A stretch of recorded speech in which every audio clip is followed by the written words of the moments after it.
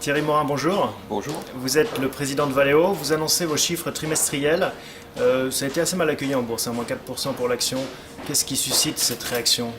Je crois qu'il faut ne pas faire d'amalgame. Il y a 3 éléments importants à analyser dans ces résultats.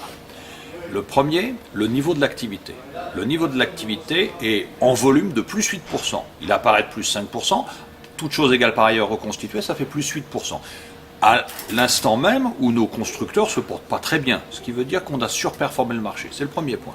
Le second point, c'est qu'en termes de gestion opérationnelle, nous avons une amélioration de 28% du résultat d'exploitation. Donc une bonne gestion. J'ajoute que, hors l'effet des matières premières, nous aurions 50% d'amélioration du résultat opérationnel. Alors donc ce serait un très bon niveau. C'est ça qui inquiète la bourse, c'est la hausse du prix des matières premières? Je viens maintenant au troisième point, si vous me permettez, et je reviendrai à ce sujet. Le troisième point, c'est qu'on fait une session exceptionnelle. Cette session, qui est notre activité câblage, qui n'était pas stratégique. Cette activité câblage génère 220 millions de cash, ce qui nous permettra d'aller vers d'autres acquisitions, elles, stratégiques. Deuxièmement, nous permet d'éliminer 213 millions de goodwill sur notre bilan, donc c'est une bonne nouvelle aussi.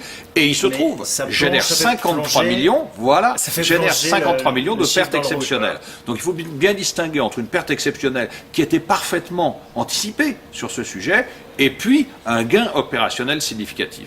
Donc vous dites plutôt des bonnes nouvelles, c'est aussi votre rôle. Sur les matières premières, est-ce que là il y a une inquiétude? On voit le pétrole flamber, on voit le prix du cuivre, hein, des matériaux que vous utilisez couramment. Comment est-ce que vous gérez ça? Alors pas tous. Vous avez remarqué qu'au niveau de l'aluminium, du zinc et des aciers, il y a aujourd'hui plutôt un plateau. Et puis c'est vrai, au niveau du cuivre, on voit une nouvelle envolée. Le cuivre a à nouveau dépassé les 8 000 $ la tonne. Et puis vous avez vu le baril à 90 ou presque dollars le baril. Il m'apparaît que nous devrons voir un baril qui restera élevé. Il m'apparaît qu'il y a un côté spéculatif dans le cuivre qui va faire que le jour où celui-ci connaîtra une inversion de tendance par des mises sur le marché de production plus importantes, on verra vraisemblablement une chute significative. À propos de spéculation, le fonds Perdus, quel est votre sentiment sur vos relations actuellement avec ce fonds? Je considère tous les actionnaires, et Perdus est un actionnaire. Vous les voyez plus que d'autres en ce moment?